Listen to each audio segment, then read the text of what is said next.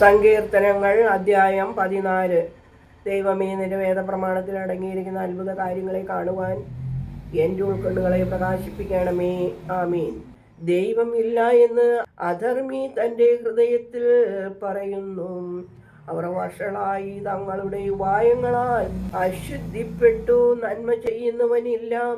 വിവേകത്തോടെ ദൈവത്തെ അന്വേഷിക്കുന്നവനുണ്ടോ എന്ന് കാൺമാൻ സ്വർഗത്തിൽ നിന്ന് കർത്താവ് മനുഷ്യരുടെ മേൽ സൂക്ഷിച്ചു നോക്കി. എല്ലാവരും ഒരുപോലെ വഴിതെറ്റിക്കൊള്ളരുതാത്തവരായി തീർന്നു. നന്മ ചെയ്യുന്നവനില്ല, ഒരുത്തൻ പോലുമില്ല. അവർ അപ്പം ഭക്ഷിക്കുന്നത് പോലെ എൻ്റെ ജനത്തെ ഭക്ഷിക്കുന്നവരായി. അന്യായം പ്രവർത്തിക്കുന്ന ഒരുവനും അറിഞ്ഞില്ല. അവർ കർത്താവിനെ വിളിച്ചുമില്ല. അവർ അവിടെ വളരെ ഭയപ്പെട്ടു. എന്തെന്നാൽ കർത്താവ് നീതിമാന്മാരുടെ തലമുറയിലാണുള്ളത്. അവർ ദരിദ്രന്റെ വിചാരത്തെ ലജ്ജിപ്പിച്ചു. എന്നാലോ കർത്താവ് അവന്റെ പ്രത്യാശയാകുന്നു. സെഹിയോനിൽ നിന്ന് ഇസ്രായേലിന് രക്ഷ ആര് നൽകും?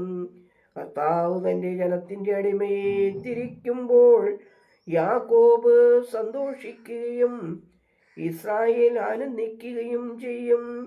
ദൈവമേ, സ്തുതി നിനക്ക് യോഗ്യമാകുന്നു. പാർക്കുമോർ.